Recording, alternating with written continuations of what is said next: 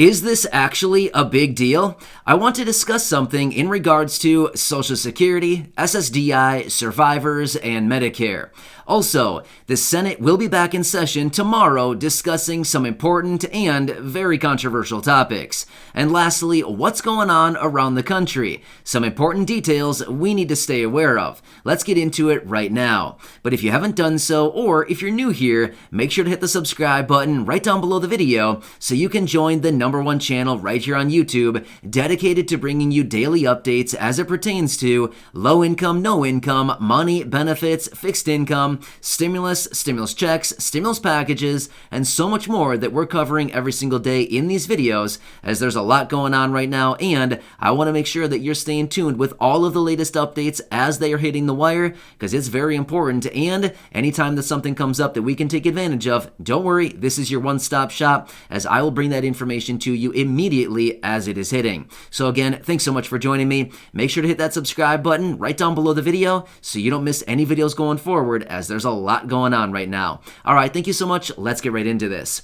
One quick side note, my wife Corey will be back here in just a couple minutes with the new updated list of shoutouts for those names that are pulled right out of the fan club. If you're interested in checking that out, there's a link down below in the description. Otherwise, again, at the top of the comments section. All right, let's quickly get into this.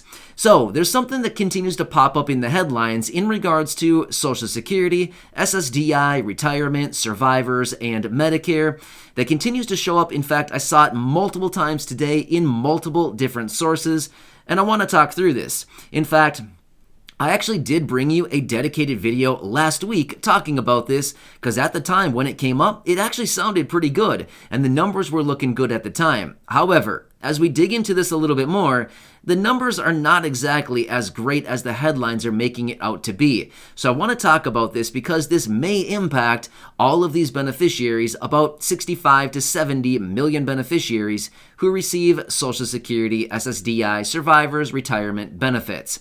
So let's quickly talk through this and we can kind of hammer out what's going on right now. So last week, in fact, last Monday, a week ago, the Health and Human Services Secretary reached out to the Centers for Medicare and Medicaid Services, asking them to revisit or reassess the Medicare Part B premium for 2022. Again, not new news, right? We've talked about this a few times now. In fact, you probably saw my video from last week where we talked about this.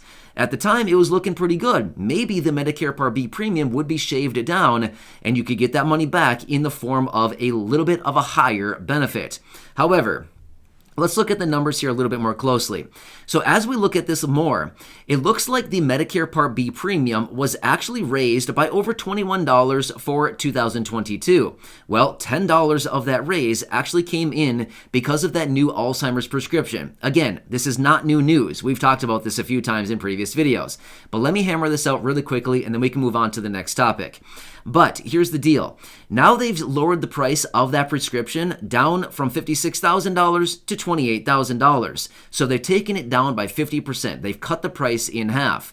Well, if they were to look at the Medicare Part B premium for 2022 and reduce the Medicare Part B premium for this prescription in half, that means it would result in $5 extra every month. Ooh.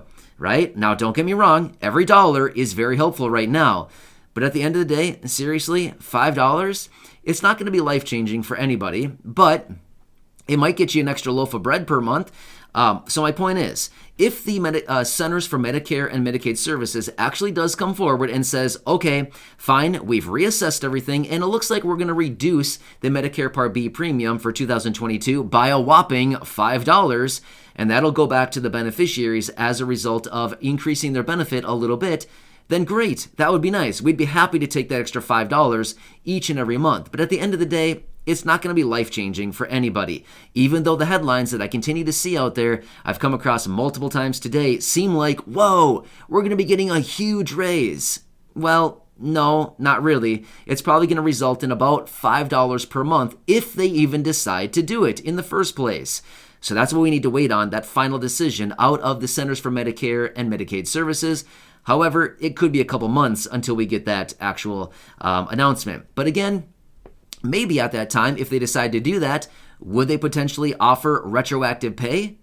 Probably not, just being honest with you, because they'd probably look at it and say, well, no, it's going to be effective as of now, this announcement, right? But again, I'll watch it closely for you, but realistically, it would only result in about $5 each and every month going forward. So, not much at the end of the day. It'd be about $60 over the course of the entire year. Again, not much, but it's about, I don't know, maybe a couple tanks of gas. I guess if you look at it that way, it's not so bad after all then, I guess, right? 2 tanks of gas for free? Well, that's not so bad. I guess that's kind of nice, but it's not going to be a ton. All right, so anyway, I wanted to hit on that really quickly because I've seen that in the headlines multiple times. In fact, 3 or 4 times so far just today alone. All right, so let's quickly move on and talk about what the Senate is going to be doing as they reconvene tomorrow in session, what they're going to be debating, and then what they're going to be bringing up for a vote shortly thereafter. So they will reconvene once again tomorrow, the Senate, and they will be talking about voting rights. Oh yeah, this topic. This is a big one. It's a very important one. And of course, it's also very controversial. We've talked about this a little bit. Of course, I don't go into a whole lot of detail here just because, everybody's got their opinions on this stuff. I totally get that, and I totally respect that. And again, I don't want to do anything to say anything that would, be offensive or anything like that. Again, I don't take sides with any of this stuff at all. I simply give you the information as I find it. However, they're going to be talking about this tomorrow, and again, it's going to be probably a little bit controversial, but the deal is they're going to be talking about voting rights, and of course, the Senate does need those 60 votes in order to get it through. Well, are they actually going to get the 60 votes? Again, who really knows? But here's what Chuck Schumer's planning. He's planning on bringing a vote up right away on Wednesday on the voting rights. If the vote fails, which, let's be real, we already know it's going to fail, it's not going to pass. Why do we know that? Because it does not have the support. We already know this. But when it does fail, then Chuck Schumer is going to start examining some of these different ways where they can alter or carve out the filibuster, which is that the 60 vote threshold in the Senate in order to get some of these bills through. So again, this will be happening tomorrow in the Senate as well as on Wednesday, that very important vote. And of course, we'll watch it, but we can already anticipate what's going to happen. It's probably not going to pass, right? So anyway, wanted to bring that to you and what they're planning on doing in the Senate right here over the next couple days here. Also, let's quickly talk about what's going on around the country right now because this is actually pretty important as well. Let me hit on a few different things that I continue to see while doing my research here. So, on Sunday alone, there were 4,700 flights that were canceled. Weather related, right? That's what they always say. Weather related. Well, let's be real. To be totally fair, yes, there were some different weather issues in the southeast, right? So there were some weather issues going on down there. So yeah, of course, maybe some of the flights were actually canceled due to that. But 4,700 flights, wow, that is a ton of flights that were canceled in one day alone. Today, another 1,200 flights were canceled. So wow, almost 6,000 flights were canceled in just 2 days alone. All right, so something else I quickly want to talk about that I continue to see showing up quite a bit as well. A number of different fast food restaurants, retail stores, big retail stores, by the way, grocery chains, and a variety of other department stores are starting to either close down completely, as in just temporarily, not permanently, but close because of staffing issues, as in their staff is out sick and they simply don't have enough people to open up the stores, or they're drastically limiting their hours because they only have so many people to come in and work that they can only be open for a certain number of hours. Maybe you've seen this in some of your local stores where you've showed up, maybe to the drive-through, or maybe you try to go in and they're saying, sorry, closed, and they have maybe a note on their door. Yeah, kind of an interesting time right now, but there's a number of different stores, fast food restaurants, department stores, huge retail stores that are closing down periodically, maybe to do some cleaning, periodically because of staffing issues, or maybe their hours are very drastically limited because of staffing issues. I don't know, kind of weird right now, right? In fact, quick story, my wife and I were just out just the other day. We were going to a store, pulled up, no cars in the parking lot anywhere. We're like, this is really weird. Nobody's here. This is kind of odd. Well, we get out, we walk up to the door. Sure enough, there's a note on the door. Sorry, closed. Nobody, the staff they were closed because of staffing issues. Weird. I mean, seriously, closed down. So I don't know. Don't know when we're going to be able to go back there, but sounds like they're probably going to be closed here for a little while. So anyway, kind of an interesting thing going on right now.